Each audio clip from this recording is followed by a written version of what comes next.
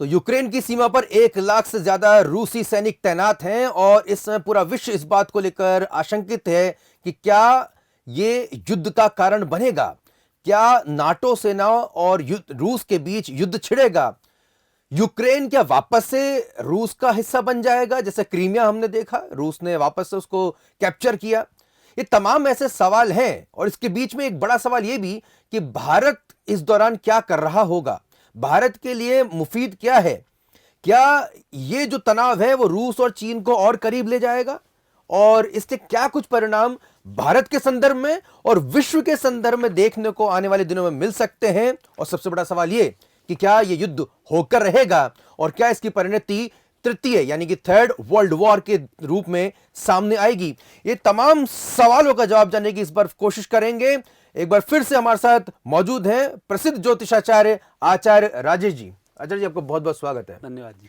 आचार्य जी, इन तमाम सवालों को मैं आपके सामने रखूंगा एक के बाद एक, और ये दर्शकों आपके क्वेश्चंस भी हमारे पास लगातार आ रहे हैं, वो तमाम सवाल मैं पूछने की यहाँ पे कोशिश करूंगा। लेकिन एक गुजारिश आपसे फिर करूंगा, अगर आपने अभी तक इंडिया फर्स्ट को सब्सक्राइब नहीं किया है तो जल्द से जल्द लाल बटन दबा दें और साथ ही साथ बेल आइकन को जरूर दबाएं, क्योंकि लगातार हम एक सीरीज के जरिए तमाम इस तरह के हालातों पर चर्चा करेंगे, उसका ज्योतिषीय विश्लेषण आपके सामने रखेंगे। तो बेल आइकन दबाने से आपको तमाम अपडेट्स और नोटिफिकेशन सबसे पहले पहुंच जाएंगे। तो इस गुजारिश के साथ आज का इस एपिसोड को हम शुरू करते हैं।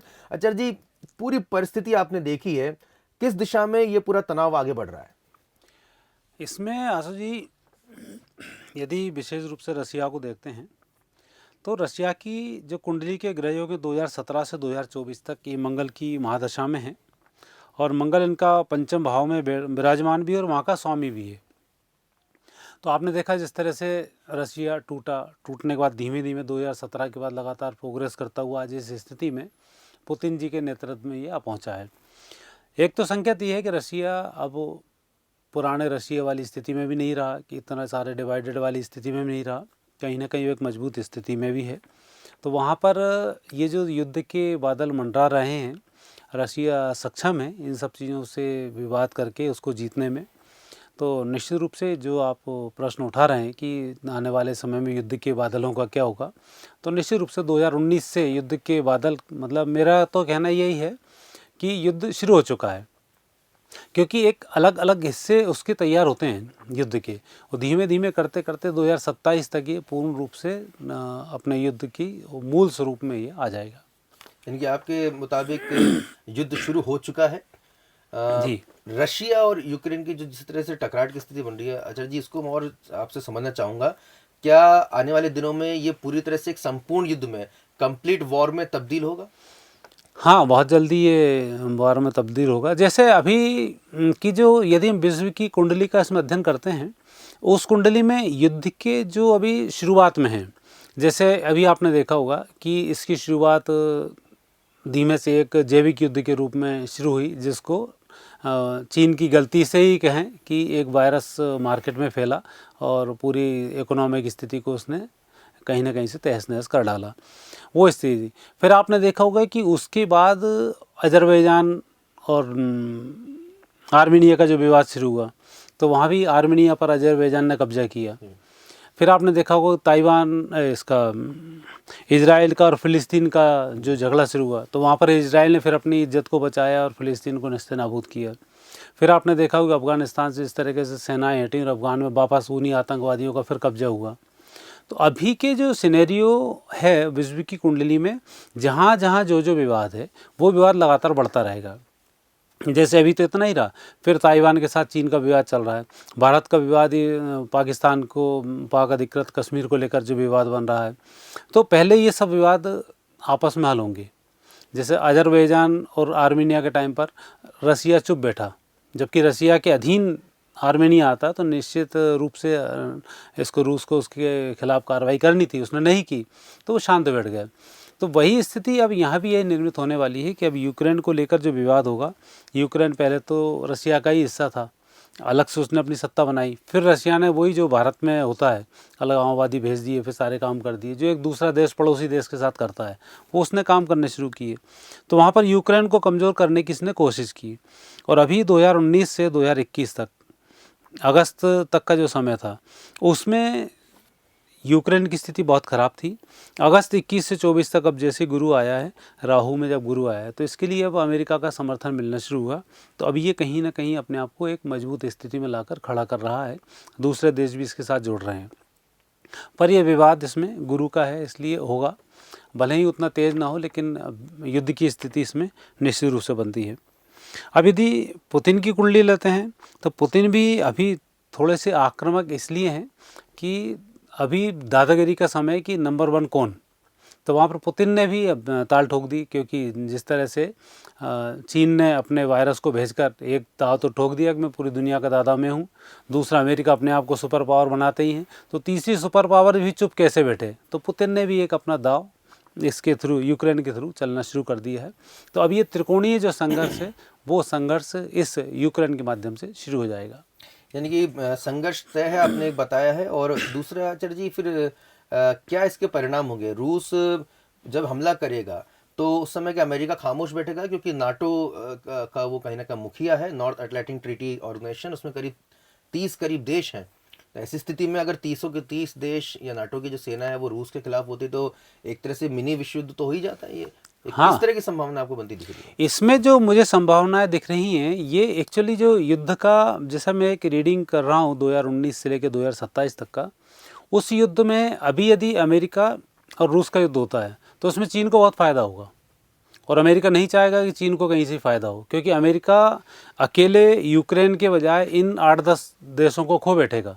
जैसे भी 4 देश उसने ये भी बनाए, भारत को और ऑस्ट्रेलिया और जापान, ये 4 देशों का जो समूह बनाया है, क्योंकि क्वाड जो देश बनाए, क्योंकि यूक्रेन से जब लड़ना शुरू करेगा तो काफ़ी शक्ति अमेरिका की भी इसमें नष्ट होगी। तो ऐसे समय में निश्चित रूप से चीन थोड़ा सा मजबूत होगा अपने हिंद महासागर में, और अमेरिका नहीं चाहता उसको मजबूत होने देना, क्योंकि मुख्य जो लड़ाई होगी वो ताइवान से शुरू होगी। कि जब भी अमेरिका का हमला ताइवान के ऊपर होगा, तब अमेरिका पूरी शक्ति के साथ अटैक करके चीन को नष्ट करेगा। और फिर विश्व युद्ध की धुरी, जो जिसको लोग देख रहे हैं कि विश्व युद्ध मेरे हिसाब ज्योतिष के अनुसार शुरू हो चुका है, तो जो लोग चाहते हैं बिल्कुल बड़ा बड़ सब देश आपस में भिड़ जाएं, तो वो स्थिति 2022-23 के बाद निर्मित होगी। पर तब तक ये जो छोटी मोटी स्थिति है और ये चलती रहेगी।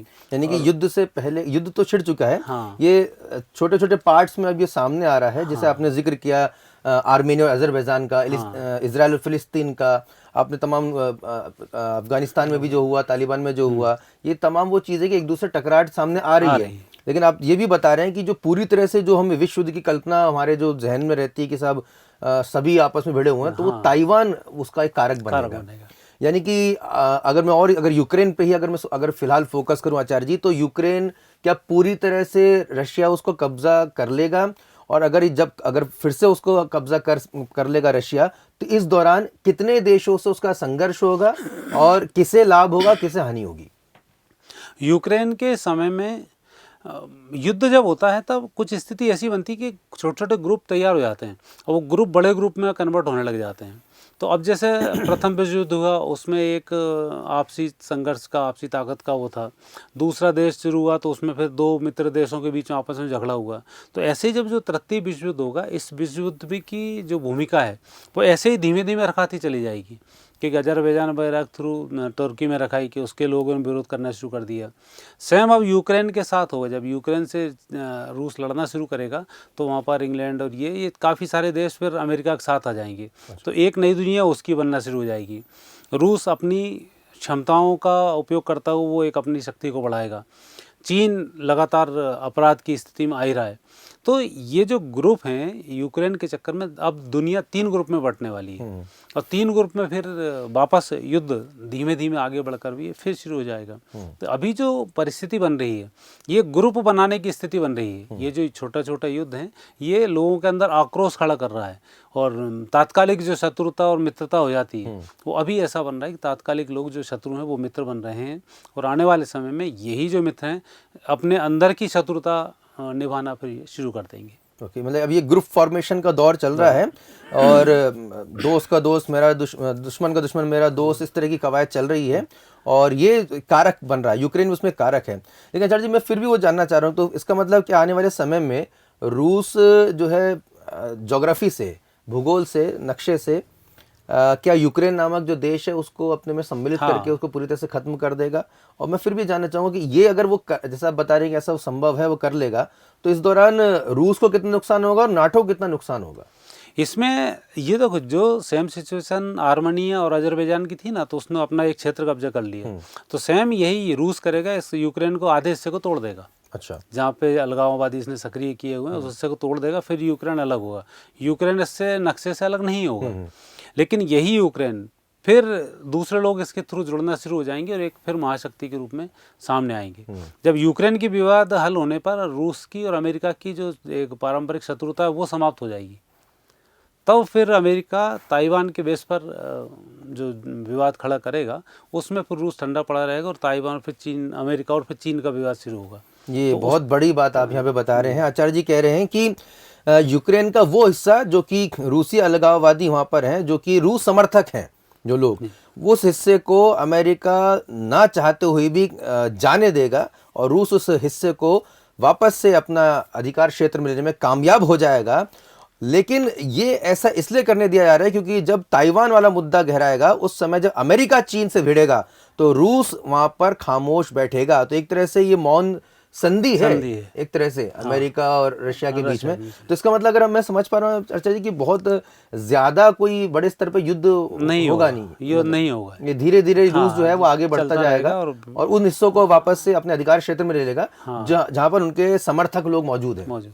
यानी कि किस तरह की कोई युद्ध जैसी स्थिति? हाँ, गंभीर युद्ध नहीं होगा, टकराट पूरी रहेगी, चलता रहेगा उतना, वो कब्जा करके और शांत बैठ जाएगा। हाँ। यानी कि ये म्यूचुअल अंडरस्टैंडिंग हो चुकी है। ये बहुत बड़ी बात है कि रशिया जो है बिना बड़े स्तर का युद्ध करे। ये देखिए, कुछ हो सकता है दिखावटी, कुछ यहाँ पे बम फेंके जाए, कुछ थोड़ा बहुत हो, लेकिन ऐसा भी नहीं हो कि बिल्कुल ही रूस ने बिल्कुल ले लिया। लेकिन अंतर्राष्ट्रीय स्तर पर किस हद तक ये बड़ी बड़ी प्लानिंग की जाती है वो यहाँ पे आचार्य जी हमें समझा रहे हैं कि साहब वो धीरे से आगे बढ़ेगा और अपने उन हिस्सों को जहाँ पे रूसी समर्थक लोग मौजूद हैं वहाँ तक उसको कब्जा कर लेगा। रूस का भी हिस्सा अपने पास आ गया।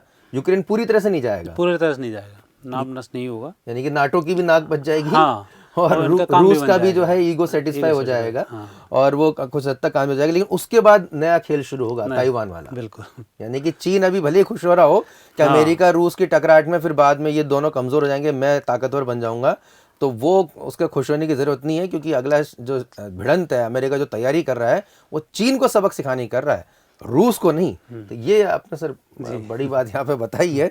तो आचार्य जी ये और समझना चाहेंगे, ये संघर्ष जो मेरा सवाल है, ये संघर्ष कब तक होता आपको दिखाई दे रहा है, या फिर ये कब्जा वाला जो दौर है रूस कब तक अपने मकसद में कामयाब हो जाएगा? ये 2 मार्च के बाद जब केतु आएगा तो फिर स्थिति ऐसी बनना शुरू हुई कि आपस में टकराट इनकी बन जाएगी और 30 जुलाई तक ये स्थिति बनी रहेगी। तो 2 मार्च से जुलाई के बीच में सारा इनका विवाद समाप्त हो जाएगा और फिर अगला संघर्ष 2022 के बाद फिर शुरू होगा। तो फिर जुलाई 22 के बाद तो फिर वो चलता रहेगा। जुलाई 22 के बाद अगला संघर्ष कौन सा शुरू होने वाला है और उसका क्या परिणाम होगा, उसके लिए आपको लगातार इंडिया फर्स्ट को देखना होगा क्योंकि अगला जो एपिसोड रहेगा वो इसी संघर्ष को लेकर हमारा रहेगा। लेकिन दर्शकों, अगर मोटे स्तर पर हम समझना चाहें इस पूरे यूक्रेन और रूस के विवाद को, तो यूक्रेन का वो हिस्सा रूस वापस से अपने अधिकार क्षेत्र में लेने में कामयाब हो जाएगा जहाँ पर रूस समर्थित लोग वहाँ पर पहले से तैनात हैं। इसमें बहुत बड़ा कोई युद्ध की जो है आशंका आचार्य जी नहीं देख रहे हैं। लेकिन हाँ, थोड़ा सा टकराट का दौर जरूर चलेगा जो कि लगभग 2 मार्च से आपने बताया कि जुलाई तक का समय। इसमें बहुत ज्यादा जनहानि या कुछ ऐसा नहीं बम धमाके ऐसा कुछ? हाँ, बम धमाके होंगे, लेकिन वो एक छोटे मोटे एरिया, एक पर्टिकुलर एरिया में होंगे, ज्यादा उसमें नुकसान नहीं होगा। मतलब आमने सामने नाटो और रूस की सेना आएंगी? हाँ, रूस की सेना आमने सामने आएंगी, लेकिन वो सब नाटक ही होगा। उसमें कोई सत्य से बहुत अलग होगा वो युद्ध। ओके, तो चलता रहेगा। देखिए, ये सत्य से बिल्कुल अलग ही दुनिया को दिखावे के लिए कि हाँ हमने जो है सामना किया है, लेकिन वो हिस्सों पे हमने वहीं पे फ्रीज कर दिया रूस को वहीं पे फ्रीज होना है जहाँ तक जितना हिस्सा वो लेना चाहता है। तो ये रूस की भी वहाँ पे अपनी जो है पूरी हो जाती है कार्रवाई और अमेरिका की नाटो सेना की भी नाक यहाँ पे बच जाती है। लेकिन उसके बाद क्या होने वाला है उसे देखने के लिए आपको चैनल को सब्सक्राइब करना होगा और नोटिफिकेशन बटन दबाना होगा। इस अगले पहलू को लेकर भी हम जल्द आपके सामने हाजिर होंगे। तो देखते रहिए इंडिया फर्स्ट। नमस्कार।